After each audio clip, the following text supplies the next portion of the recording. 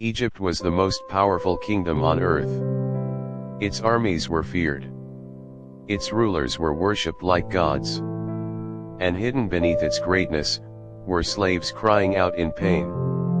For generations, the Israelites suffered under Pharaoh's rule. Beaten, broken, forgotten. But far away in the wilderness, a shepherd was about to receive a mission that would change history forever. A mission that would bring Egypt to its knees and split the sea in half. This is the story of Moses. Long before Moses became a leader, the Israelites had lived peacefully in Egypt. But as years passed, a new Pharaoh rose to power. And he became afraid. The Hebrew people were multiplying quickly, and Pharaoh feared they might one day become stronger than Egypt itself. So he enslaved them. Men, women, and children were forced into brutal labor under the burning Egyptian sun. They built massive cities and monuments for Pharaoh while suffering endless cruelty. Yet despite the oppression, the Israelites continued to grow. Pharaoh became desperate.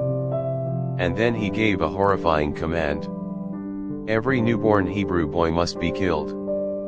But one mother refused to let her son die. In secret, a Hebrew mother hid her baby for 3 months. But when she could no longer keep him hidden, she made a difficult choice. She placed the child inside a small basket and set him gently among the reeds of the Nile River. The baby floated silently across the water. Nearby, Pharaoh's daughter came to bathe in the river. Then suddenly, she heard crying. Inside the basket was a Hebrew child. Instead of obeying her father's command, she chose compassion. She adopted the child and named him Moses, which meant, drawn out of the water. Moses grew up inside Pharaoh's palace. He wore Egyptian clothing, learned Egyptian wisdom, and lived among royalty. But deep inside, he knew he was Hebrew. And one day, as Moses grew older, he witnessed the suffering of his people.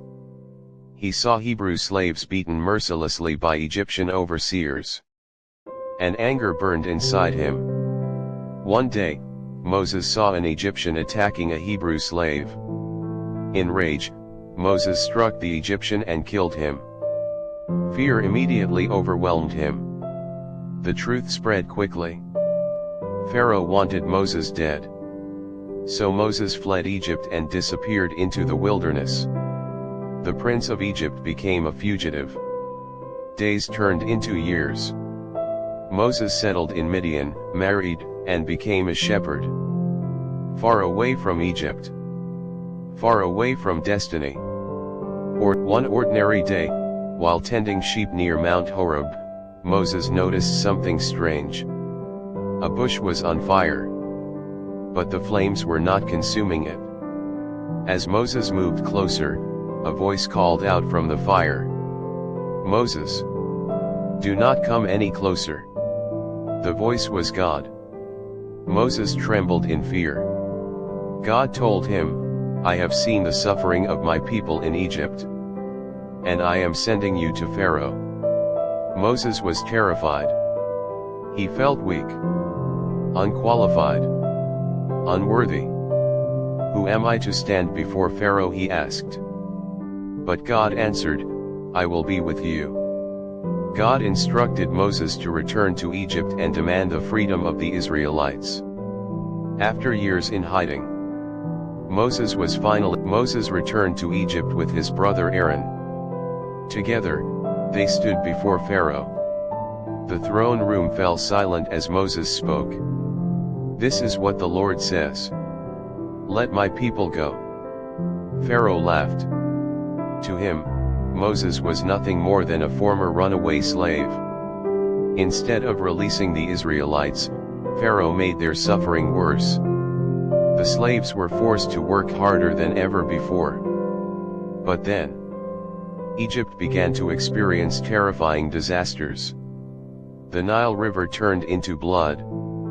Frogs invaded homes and palaces. Gnats and flies filled the air.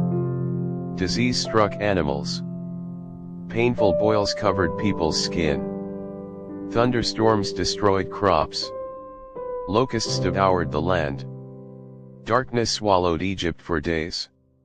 Still, Pharaoh refused to surrender. His pride blinded him.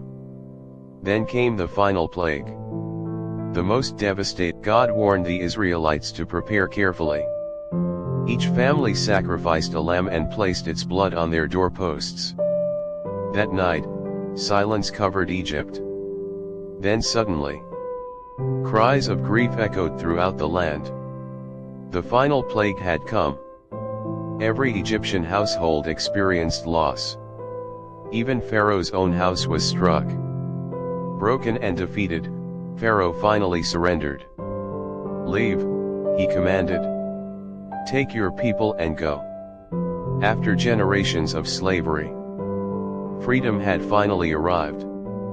The Israelites packed quickly and began their journey into the wilderness. But Egypt's story with them was not over yet. As the Israelites traveled, Pharaoh's pride returned. He could not accept losing his slaves. So he gathered his army. Hundreds of chariots thundered across the desert. The Israelites soon realized they were being pursued. Fear spread instantly. Ahead of them stood the Red Sea. Behind them came Pharaoh's army. They were trapped. Panic consumed the people. Some cried. Some screamed. Some blamed Moses. But Moses stood before the sea and declared, "Do not be afraid. The Lord will fight for you." Then God commanded Moses to raise his staff. And suddenly, a powerful wind swept across the waters. The sea began to divide. Towering walls of water rose on both sides. A dry path appeared through the middle of the sea. And the Israelites walked through. Pharaoh's army charged after them. Chariots raced into the divided sea. But as the last Israelite crossed safely, God told Moses to stretch out his hand once more. The walls of water collapsed instantly. The sea crashed down upon Pharaoh's army. Chariots disappeared beneath the waves. The mighty power of Egypt was destroyed. And on the shores of the sea, the Israelites stood in complete silence. They were finally free. The story of Moses became one of the greatest miracles ever recorded. A slave nation defeated the most powerful empire on earth. Not through weapons. Not through armies. But through faith. Moses began as a child hidden in a basket.